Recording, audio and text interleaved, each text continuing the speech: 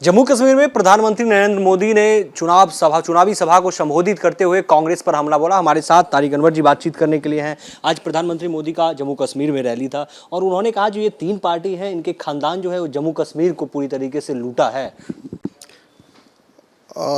देखिए, बेचारे के पास ख़ानदान तो है नहीं, इसलिए दूसरे के ख़ानदान पर हमेशा हमला करते हैं। अगर अपना ख़ानदान होता तो एक बात समझ में आती। और जहाँ तक के लूटने का सवाल है, ये वो ख़ानदान है जिसने हमेशा कांग्रेस का और देश का साथ दिया है। कांग्रेस का नहीं कहा है, देश का साथ दिया है। जब भी कोई कश्मीर के ऊपर किसी तरह की आपत्ति आई है या किसी तरह का सवाल उठा है, तो फ़ारूक अब्दुल्ला हो चाहे मुफ्ती मोहम्मद हो, ये सारे लोग ऐसे हैं जिन्होंने आगे बढ़कर कहा कि ये हिंदुस्तान का एक हिस्सा है।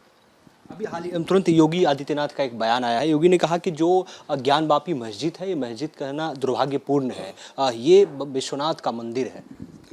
देखिए, वो जैसे जैसे चुनाव आएगा, अभी उपचुनाव होना है और कोई भी चुनाव आता है तो हम लोग सभी देखते हैं, पूरे देश में ये होता है कि ध्रुवीकरण की राजनीति भारतीय जनता पार्टी के द्वारा की जाती है, तो ये उसी का एक हिस्सा है।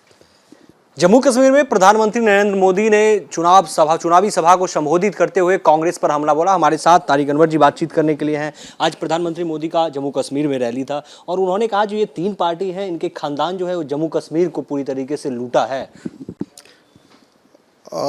देखिए, बेचारे के पास ख़ानदान तो है नहीं, इसलिए दूसरे के ख़ानदान पर हमेशा हमला करते हैं। अगर अपना ख़ानदान होता तो एक बात समझ में आती। और जहाँ तक के लूटने का सवाल है, ये वो ख़ानदान है जिसने हमेशा कांग्रेस का और देश का साथ दिया है। कांग्रेस का नहीं कहा है, देश का साथ दिया है। जब भी कोई कश्मीर के ऊपर किसी तरह की आपत्ति आई है या किसी तरह का सवाल उठा है, तो फ़ारूक अब्दुल्ला हो चाहे मुफ्ती मोहम्मद हो, ये सारे लोग ऐसे हैं जिन्होंने आगे बढ़कर कहा कि ये हिंदुस्तान का एक हिस्सा है। अभी हाल ही तुरंत योगी आदित्यनाथ का एक बयान आया है। योगी ने कहा कि जो ज्ञानवापी मस्जिद है, ये मस्जिद कहना दुर्भाग्यपूर्ण है। ये विश्वनाथ का मंदिर है। देखिए, वो जैसे जैसे चुनाव आएगा, अभी उपचुनाव होना है और कोई भी चुनाव आता है तो हम लोग सभी देखते हैं, पूरे देश में ये होता है कि ध्रुवीकरण की राजनीति भारतीय जनता पार्टी के द्वारा की जाती है, तो ये उसी का एक हिस्सा है।